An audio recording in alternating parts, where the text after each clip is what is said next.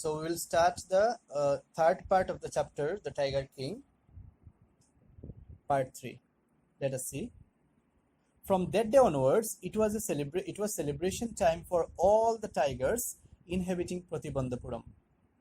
The state banned tiger hunting by anyone except the Maharaja.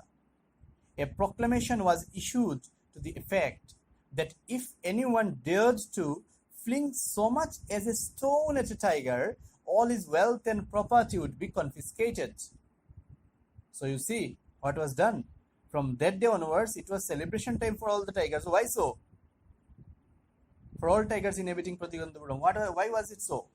Because the state banned tiger hunting by anyone except the Maharaja. That means only Maharaja was allowed to kill the tiger and no one else. And accordingly, a public or official announcement was there.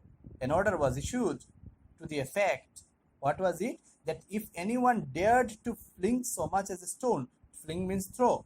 If anyone dared to throw so much as a stone, even a stone, all his wealth and property would be taken with authority. All his wealth and property will be government property, will be confiscated. And that was it said that from that day, the tigers in Pratibandhapuram had a nice time, as the kingdom banned tiger hunting by anyone except the Maharaja. No one was allowed to kill a tiger other than the Maharaja himself. And the law was so strict that an official announcement and order was made that if anyone was caught killing a tiger or even throwing a stone at a tiger, his wealth and property would be taken away by the kingdom of Pratibandhapuram. And as a Maharaja, we know as a king, it is his responsibility to take care of his subjects. But no, with him, it was not so. He had to save himself first. And so you see, the Maharaja vowed he would attend to all other matters only after killing the 100 tigers. Initially, that king seemed well set to realize his ambition. Now you see here, the king vowed, the king of Pratibandhapuram took an oath that he would attend to all other matters of the kingdom only after he had killed 100 tigers. And in the beginning, it seemed that he would achieve his target very fast. He was all set to achieve his ambition. Here ambition means his target. He would achieve his target very fast. Now in the next sentence, not that he faced no dangers. See the negativity, minus and minus. Not that means the whole sentence is made negative by the word not. And again, the sentence itself is negative. He faced no dangers. So not that he faced no dangers means what? He faced many dangerous situations. It was not that he feared the tiger or all these things. He faced dangers. There were situations. There were times when the bullet missed its marks. The tiger leaped upon him and he fought the beast with his bare hands. Each time it was the Maharaja who won. So you see how he was very strong. When the king was on his hunting expeditions, he faced danger many times. At times, his bullet missed its target and the tiger jumped upon him. The king would fight with the tigers, barehanded even, with bare hands. That means what? Barehanded, but each time he won and killed the tiger. At another time, this incident is very interesting, you see. At another time, he was in danger of losing his throne. A high-ranking British official visited Pratibandhapuram. He was very fond of hunting tigers and fonder of being photographed with the tigers he had shot. As usual, he wished to hunt tigers in Pratibandhapuram. But the Maharaja was firm in his resolve. He refused permission. I can organize any other hunt. You may go on a boar hunt. You may conduct a mouse hunt. We are ready for a mosquito hunt. But tiger hunt, that's impossible. Now you see, there was another incident. What was it? Here the writer tells us that there was another incident, another instance when the tiger king Jangjang Bahadur was about to lose his throne, his kingdom, because a high-ranking British officer visited Pratibandhapuram. And being British officials and all, he was fond of hunting tigers. He liked hunting tigers. It was a medieval, or you can say later modern, not medieval, rather Victorian, you can say, symbol of status. You being a male figure and all, if you kill a tiger, you are like a hero. You will be run after by others and all. You will be followed up by people. So like that, it was a matter of status, killing a tiger in those days. So being a high-ranking British officer, he was fond, he liked hunting tigers, and he wanted to get himself photographed with dead animals. He wanted to hunt tigers in Pratibandhapuram also. But as the Maharaja had banned tiger hunting by any other person, he did not give permission to this British official too. He offered him to go on any other hunting, like a mouse hunt, or a boar hunt, means a pig hunt. Clear? Boar means a wild pig. So a boar hunting, or even a mosquito hunt. But he refused to arrange a tiger hunting for this British officer. The British officer's secretary sent word to the Maharaja through the Diwan that the Durai himself did not have to kill the tiger. The Maharaja could do the actual killing. What was important to the Durai was a photograph of himself holding the gun and standing over the tiger's carcass. But the Maharaja would not agree even to this proposal. If he relented now, what would he do if other British officers turned up for tiger hunts? Now, there is something very noticeable. Okay, first of all, the word Durai. Durai is a Tamil word which means chief or leader. Okay, so what is said?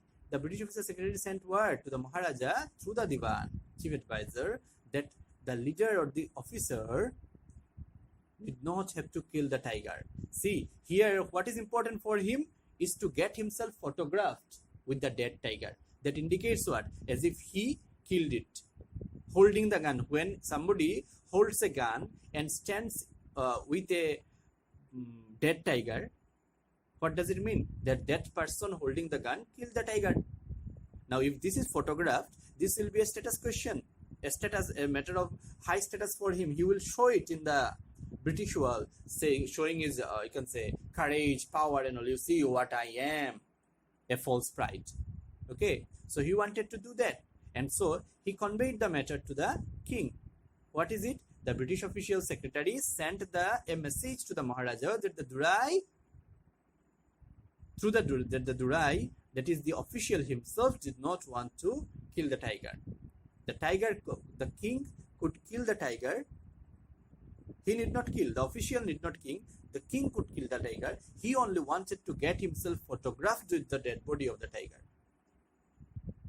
But what happened? But the king did not agree to this proposal also.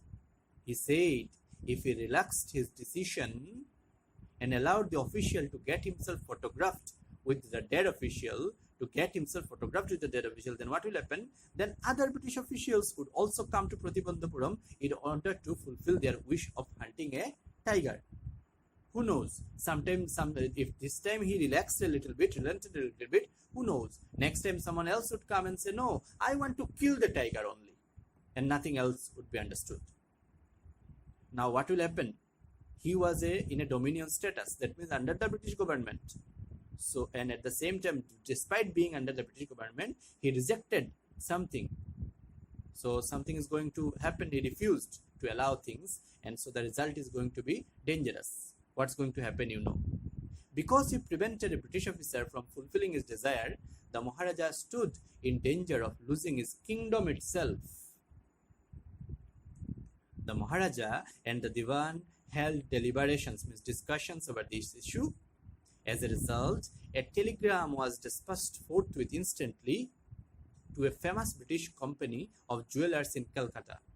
Send samples of expensive diamond rings of different designs. What was the plan? You see, because he made a British official angry, So some arrangements must be done, must be made. So what was done? As the king had refused a British officer from fulfilling his wish, he was in danger of losing his kingdom. The king had discussions with his minister over this issue. The king sent a telegram to a famous British company of jewelers based in Calcutta. He asked them to send samples of expensive diamond rings of different designs. He asked them to send samples of expensive diamond rings of different designs. And what happened as a result? Some 50 rings arrived. The Maharaja sent the whole lot to the British officers goodly.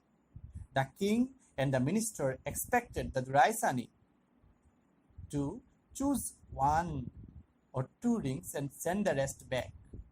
Within no time at all, the Duraisani sent her reply, "Thank you very much for your gifts." Duraisani is again a Tamil word for wife of the chief. In 2 days, a bill for 3 lakh of rupees came from the British jewelers. The Maharaja was happy. See, just the opposite always.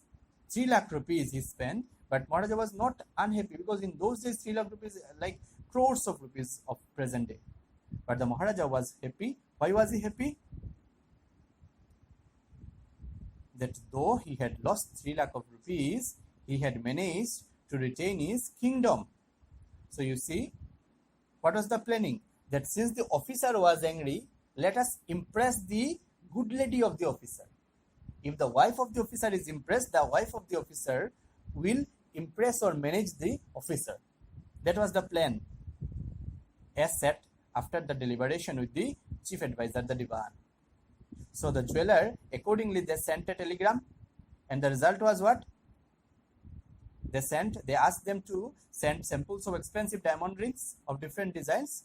What did you get? The jeweler sent 50 rings, and the Maharaja sent all of them to the British officer's wife. Why was it done? Because he wanted to please her in order to make good the damage that he had done by refusing the official from going on a tiger hunt in his kingdom. The king had expected that the British officer's wife would choose 1 or 2 rings and return the others. But she just sent a reply saying, "Thanks for the gifts," and kept all the rings. After 2 days, the British jewelers sent a bill of 3 lakh rupees for the 50 diamond rings they had sent. But the Maharaja was happy that he had saved his kingdom for a sum of 3 lakh rupees. He didn't have this sense even that because of his whims, he was wasting the money of a colonized country, money of the mass people, which he was collecting as revenue and all these things. We'll read about his character, his traits and other things in the following part. That's all as far as the third part is concerned. Have you understood this?